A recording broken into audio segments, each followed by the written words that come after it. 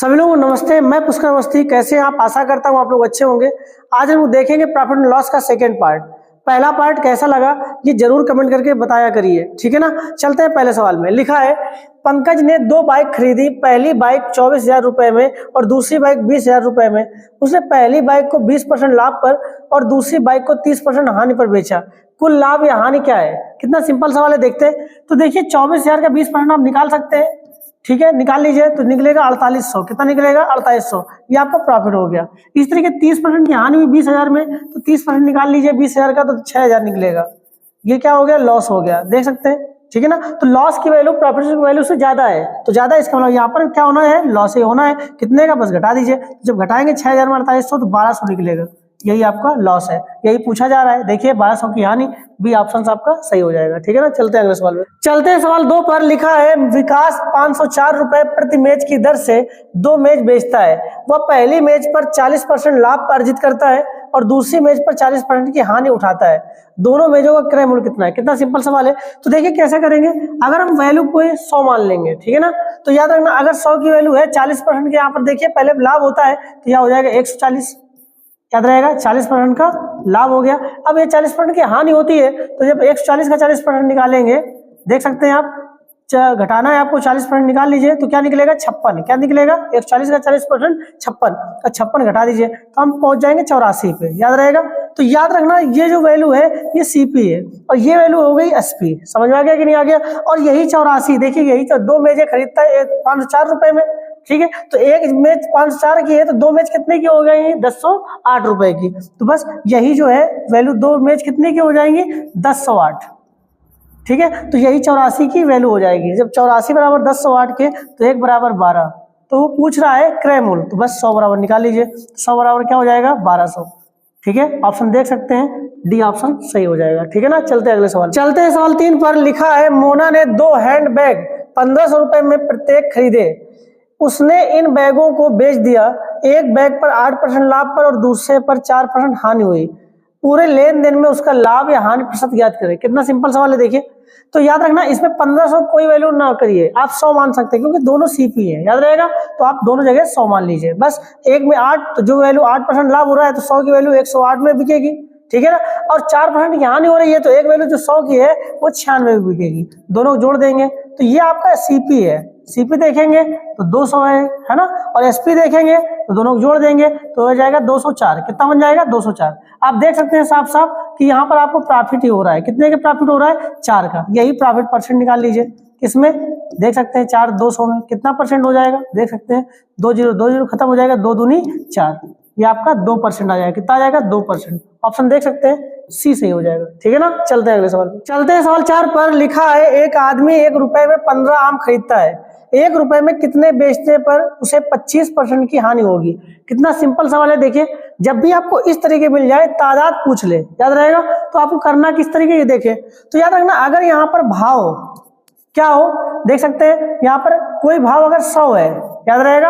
अब 25% हानि हो रही है तो यहाँ पर 75 में बिक रही होगी, याद रहेगा। तो ये सीपी हो गया, ये एसपी हो गया, देख सकते हैं। या फिर आप कुछ ना करिए, कोई 100 की वैल्यू है 75 में बिक जाए, ठीक है ना। तो यहाँ पर देखिए अगर भाव को यहाँ पर देखिए अनुपात दोनों को निकाल लीजिए तो देख सकते हैं 4:3 निकलेगा। क्या निकलेगा? 4:3। अगर भाव का अनुपात दिया है तो उसको इनवर्स करने से मात्रा का अनुपात निकल आता है। तो बस क्या करेंगे, मात्रा का अनुपात निकाल लीजिए तो क्या हो जाएगा? 3:4।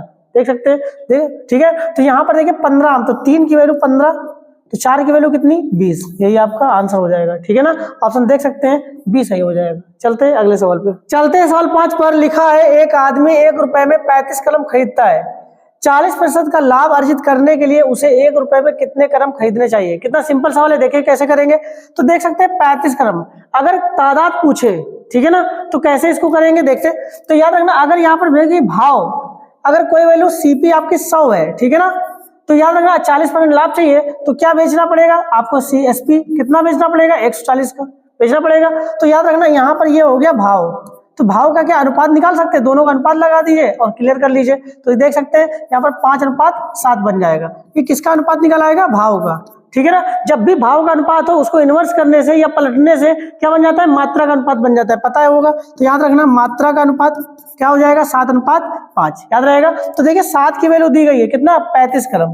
बस 7 बराबर कितना हो जाएगा 35 के। जब 7 बराबर 35 के तो 1 बराबर 5 के, तो 5 बराबर 25 क्रम, यही आपका आंसर हो जाएगा। ठीक है ना, ऑप्शन देख सकते हैं बी सही हो जाएगा। चलते हैं अगले सवाल पे। चलते हैं सवाल 6 पर। लिखा है एक व्यक्ति 1 रुपए में 14 क्रम की दर से कुछ कलम खरीदी और उन्हें 1 रुपए में 12 क्रम की दर से बेच दिया, तो लाभ प्रतिशत कितना है? कितना सिंपल सवाल है।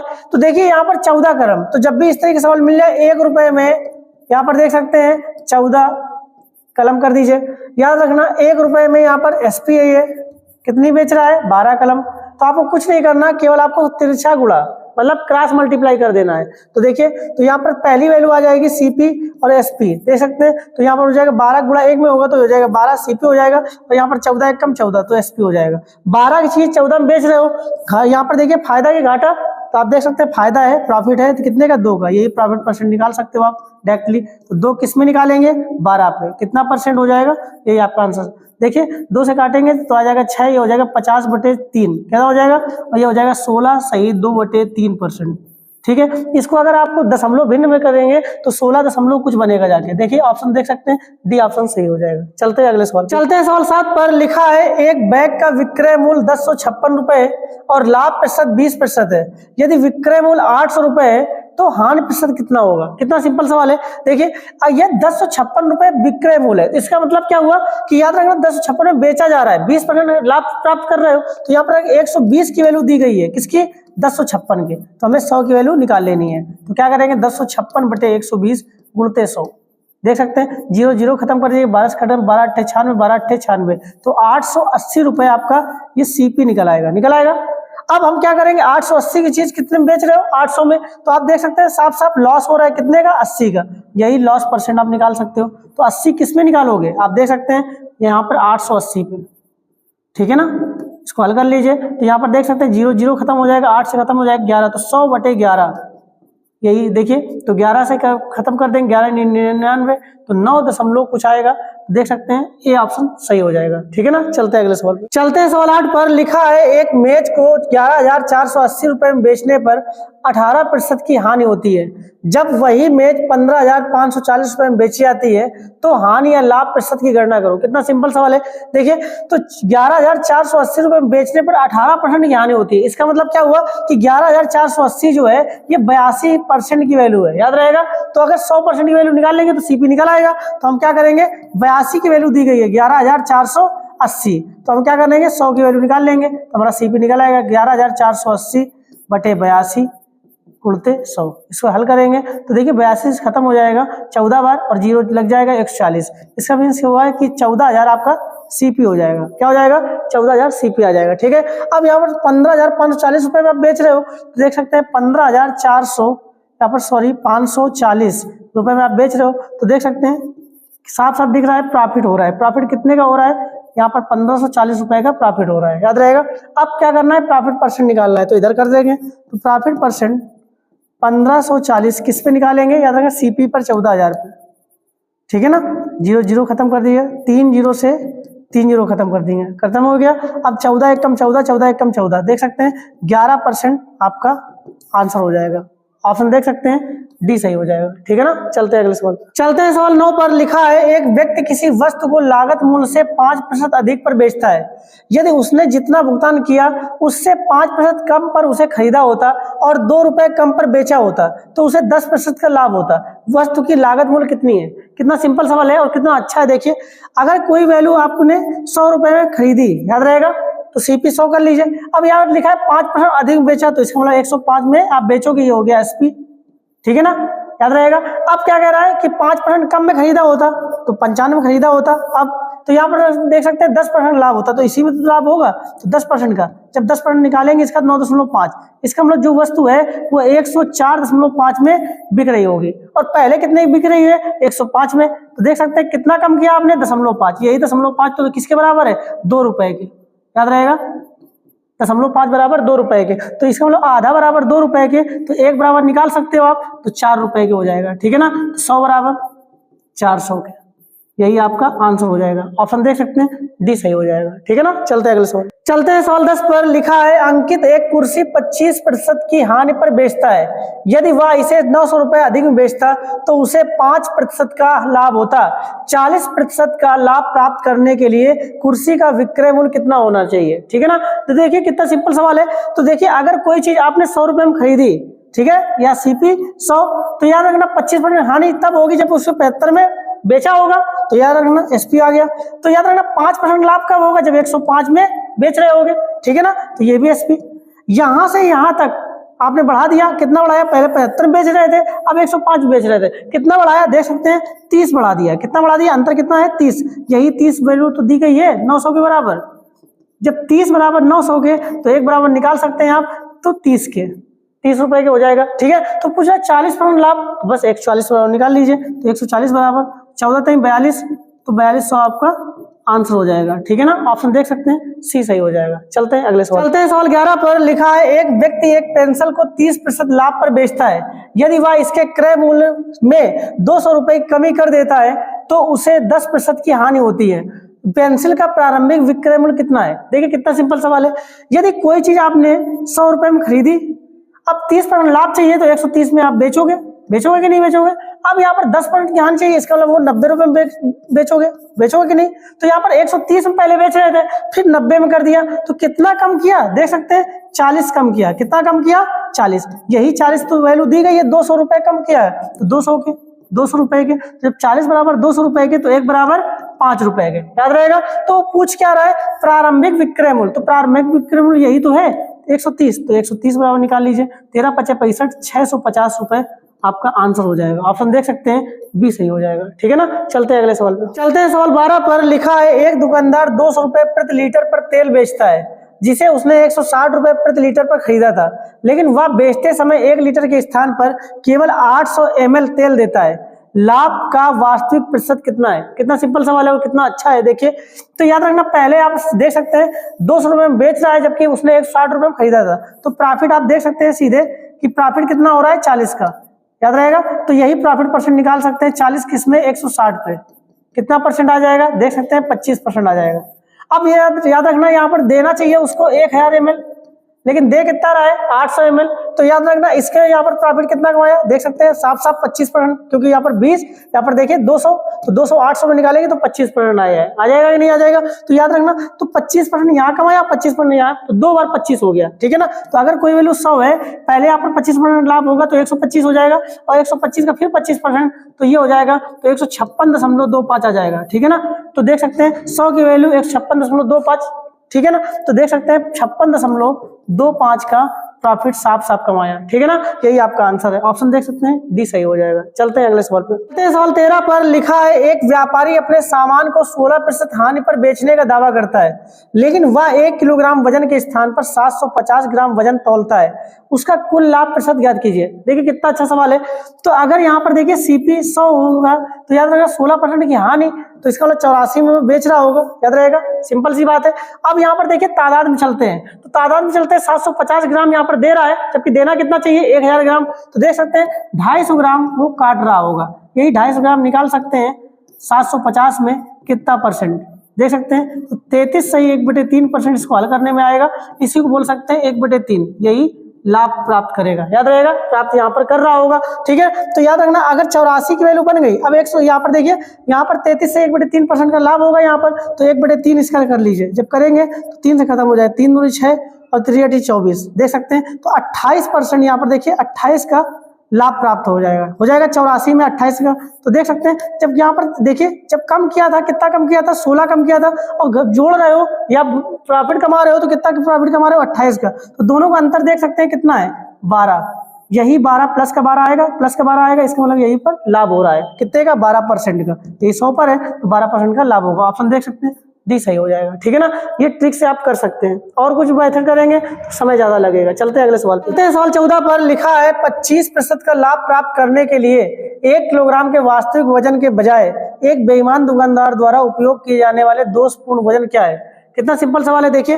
तो याद रखना 25%, अगर 100 की वैल्यू है 25% का प्रॉफिट कमा रहे हो तो इसका मतलब क्या हुआ 125% की वैल्यू क्लियर कर रहे हो, ठीक है ना। तो यही 125 की वैल्यू क्या हो जाएगी 1000 ग्राम में हो जाएगी, याद रहेगा। तो जब 125% बराबर 1000 के, तो याद रखना 1% बराबर हो जाएगा 8 ग्राम के, बस 100% बराबर देख सकते हैं तो 800 ग्राम। इसका मीन्स क्या हुआ कि यही आपका आंसर हो जाएगा, ऑप्शन देख सकते हैं बी सही हो जाएगा। चलते हैं अगले सवाल पे। चलते हैं सवाल 15 पर लिखा है एक विक्रेता 10 रुपए में 15 वस्तुएं खरीदता है और 10 रुपए चलते हैं सवाल 15 पर लिखा है एक विक्रेता 10 रुपए में 15 वस्तुएं खरीदता है और 10 वस्तुएं 15 रुपए में बेचता है। विक्रेता द्वारा अर्जित लाभ का प्रतिशत ज्ञात कीजिए। कितना अच्छा सवाल है, देखिए कैसे करेंगे। तो 10 रुपए में 15 याद रहेगा, ये हो गया सीपी। अब देख सकते हैं 15 रुपए में, ठीक है, तो 10, तो ये हो गया एसपी। देख सकते हैं जब भी इस तरीके सवाल मिल जाए तो आपको क्या करेंगे क्रॉस मल्टीप्लाई कर दीजिए। तो पहली बार यहाँ पर गुणा देखिए 10 का 10 में गुणा करेंगे तो सीपी मिल जाएगा। सीपी कितना मिल जाएगा 100 याद रहेगा, और 15 में 225 हो जाएगा, ये एसपी मिल जाएगा 225। आप साफ साफ देख सकते हैं कि 100 की चीज 225 में बेच रहे हो, प्रॉफिट कितने का 125 का। देखिए अगर 100 पर होता तो प्रॉफिट निकालने की जरूरत नहीं, वही आपका परसेंटेज हो जाएगा, 125% का प्रॉफिट हो जाएगा। ऑप्शन देख सकते हैं ये सही हो जाएगा, ठीक है ना। चलते हैं अगले सवाल पर। चलते हैं सवाल 16 पर लिखा है मोहित 3 रुपए प्रति अंडे की दर से अंडे खरीदता है तथा 5 रुपए प्रति अंडे की दर से उन्हें बेचता है। 35 अंडे बेचने पर लाभ प्रतिशत क्या होगा। कितना सिंपल सवाल है और कितना अच्छा है, देखिए। तो ध्यान रखना 3 रुपए में 1 अंडा याद रहेगा। अब याद रखना यहाँ पर हो गया सीपी। अब यहाँ पर 5 रुपए में देख सकते हैं 1 अंडा बेच रहा है, ये हो गया एसपी। आपको क्या करना है क्रॉस मल्टीप्लाई कर देना है, कर देना। तो याद रखना तो पहली बार जब यहाँ पर मल्टीप्लाई होगा तो सीपी मिल जाएगा। सीपी कितना हो जाएगा 3, और यहाँ पर एसपी कितना हो जाएगा तो देख सकते हैं 5 एकम 5। तो 3 की चीज खरीदी 5 बेचा तो फायदा कितने का 2 का, याद रहेगा। 2 किस में निकाल देना है 3 पर, कितना परसेंट, यही आपका आंसर हो जाएगा 2/3। आप देख सकते हैं 2/3 66 सही 2/3% आपका आंसर हो जाएगा।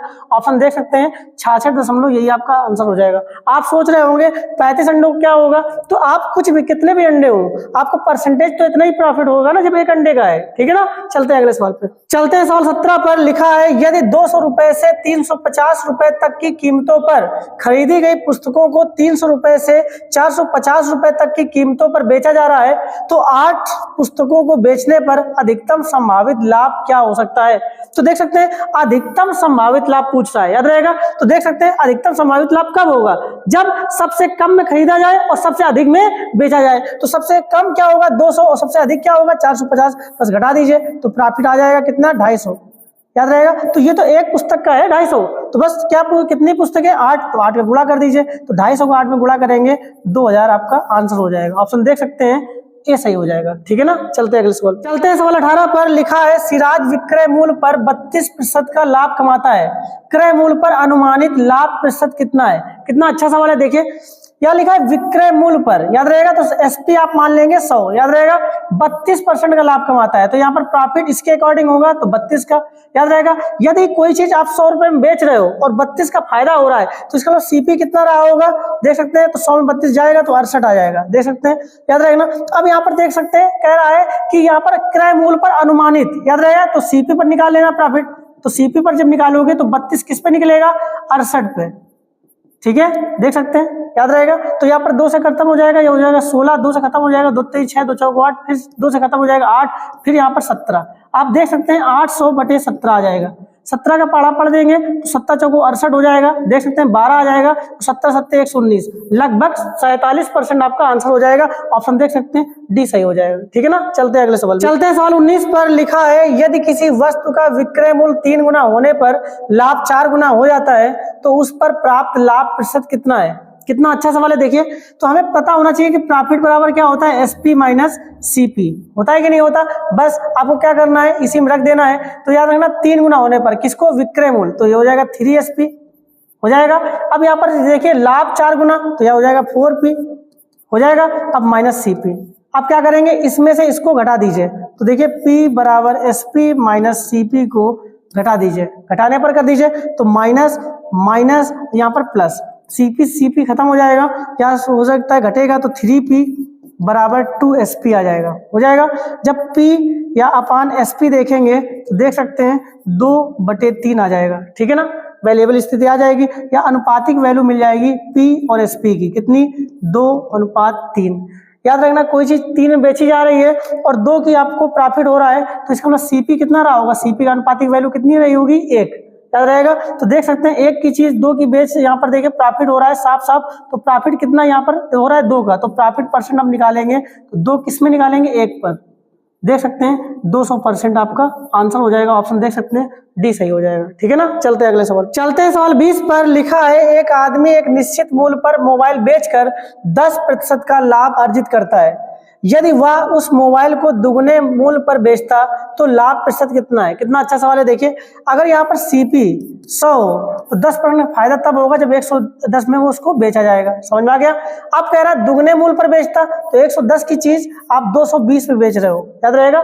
आप क्या करेंगे 110 की चीज 220 में बेच रहे हो तो देख सकते हैं फायदा कितने का, साफ साफ देख सकते हैं 120 का फायदा कमा रहे हैं। और अगर 100 पर हो तो परसेंट निकालने की जरूरत नहीं, यही आपका परसेंटेज बन जाता है, 120% का ही लाभ होगा, ऑप्शन देख सकते हैं सी सही हो जाएगा, ठीक है ना। आशा करते हैं यह वीडियो आपको पसंद आएगा, पसंद आए प्लीज लाइक करें, शेयर करें और हमारे चैनल को जरूर सब्सक्राइब करें। हम लोग मिलते हैं अगले वीडियो में, हैव अ नाइस टाइम सबको।